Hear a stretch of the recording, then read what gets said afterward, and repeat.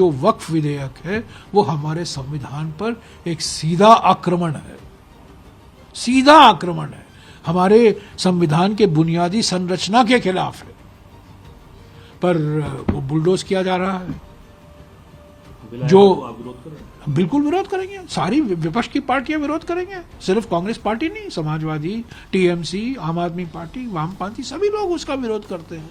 और सवाल यह है जेडीयू क्या करेगी, टीडीपी क्या करेगी, जो अपने आप को सेक्युलर पार्टी कहते हैं। ये वक्फ बिल आर्टिकल 14, आर्टिकल 25, 26, 29 का ग्रेव वायलेशन है। ये वक्फ बिल नहीं है बल्कि ये वक्फ बर्बाद बिल है ये।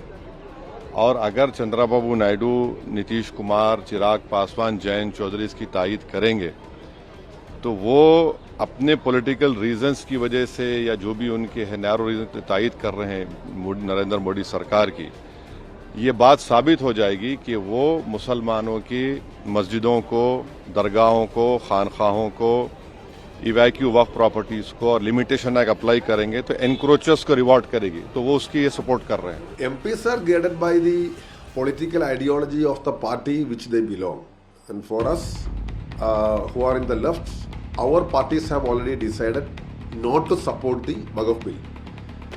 I don't know in which context Kiran Rijiju issued such a statement.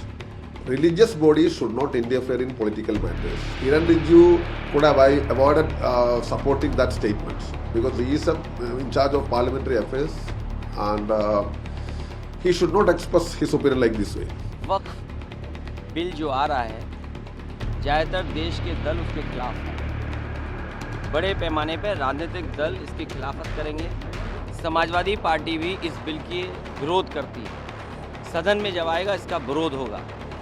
Bharatiya Janata party के जितने भी अभी तक के फैसले हुए हैं, जो संविधान बदलने के या इस तरह के जो बड़े फैसले लिए हैं, उससे जनता को लाभ नहीं पहुंचा है। किस लिए ला रहे हैं आप ये कानून?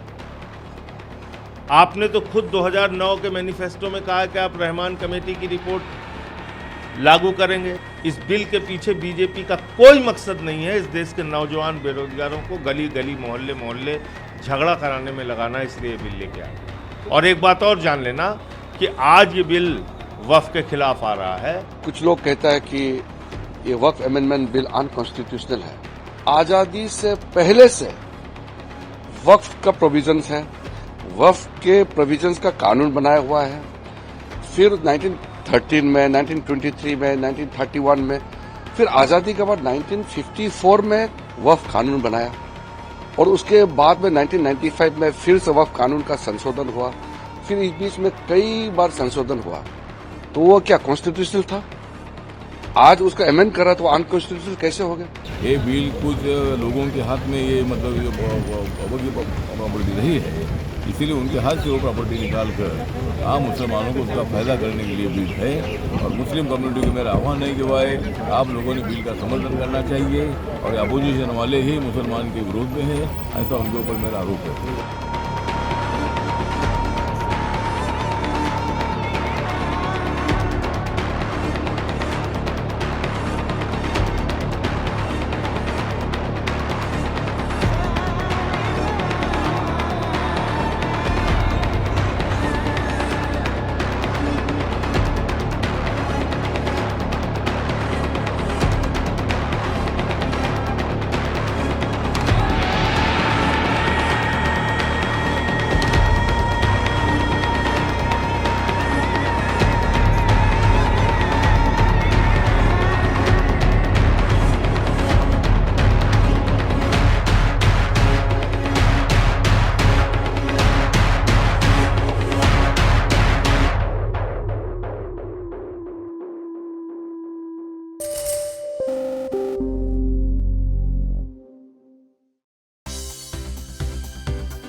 For more news and updates, all you need to do is follow CNBC TV 18 on all of our digital platforms.